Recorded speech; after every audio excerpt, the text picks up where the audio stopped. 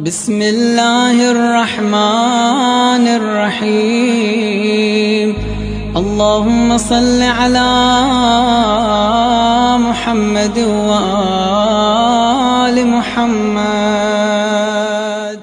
Secondly, never put yourself in a situation that's going to pressure you to be dishonest. An example is making promises. Some of us, when it comes to making promises, mashallah, we're very generous. Have you seen some people? They don't say no to anyone. Now, there's two types of people who don't say no to anyone. The first type, they actually mean it. And no matter what, they'll back up what they said. You ask them for something, they promise you something, you can rely on them. They will go out of your way to stand by your side, to honor their word. And then you have the second group. This second group, they're very generous with their promises. Anything you ask them, yeah, don't worry about it. I've got your back covered. And then when the test comes, no, you see this person comes, and even if he wants to be good to you, he says, look, I really can't help you. What can I do? If you can't help, don't promise. Yeah, but I was embarrassed. You were embarrassed? Now you're in a worse position. Because now you became dishonest with your friend who was relying on you. That's worse. At least from the beginning, if you know you cannot help someone, you know you're not going to fulfill that promise, don't make that false promise.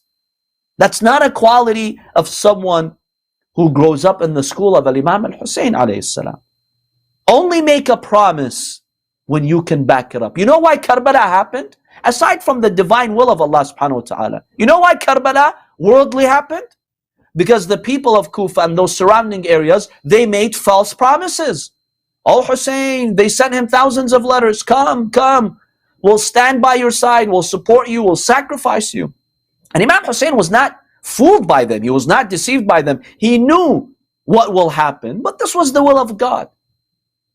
From the days of the Prophet, he had heard that my fate is in Karbala. I have to go. This is a sacrifice that I have to make.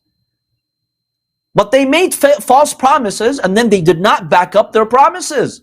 They did not support Imam al-Hussein alayhi salam, and they caused this tragedy. They're responsible. On the Day of Judgment, as much as Allah will hold the army that fought Imam Hussein responsible, He will hold those people who sent him letters and they did nothing. That's an act of dishonesty. Only make a promise when you know you can back it up. When you know you can fulfill this promise. That's another very important aspect of honesty, my dear brothers and sisters. But